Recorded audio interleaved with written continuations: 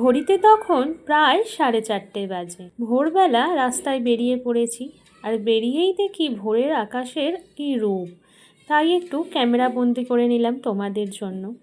তারপর ট্রেন ধরে সকালে স্নিগ্ধ সবুজ প্রকৃতি দেখতে দেখতে পৌঁছে গেলাম হাওড়া স্টেশনে।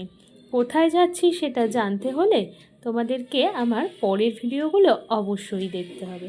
হাওড়া স্টেশনে পৌঁছে হাওড়া স্টেশনের ভিউটা তোমাদের সাথে কিছুটা শেয়ার করে দিলাম।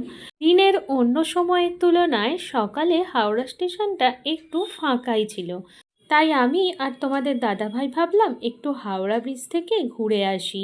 হাওড়া ব্রিজে একটু হাঁটাও হয়ে যাবে সকালবেলা, আর গঙ্গার ভিউটাও দেখা যাবে। সকালবেলার পরিবেশটা যেহেতু খুব সুন্দর থাকে চারিপাশের, আর আমাদের গন্তব্যস্থলের ট্রেনও ছিল 4 ঘন্টা লেট।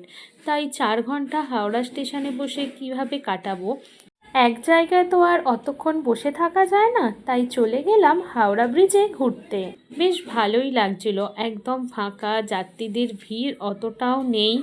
আর গঙ্গার দৃশ্যটা দেখো কত সুন্দর লাগছে, যেন মনে হচ্ছে আকাশ আর গঙ্গা একসাথে মিশে আছে।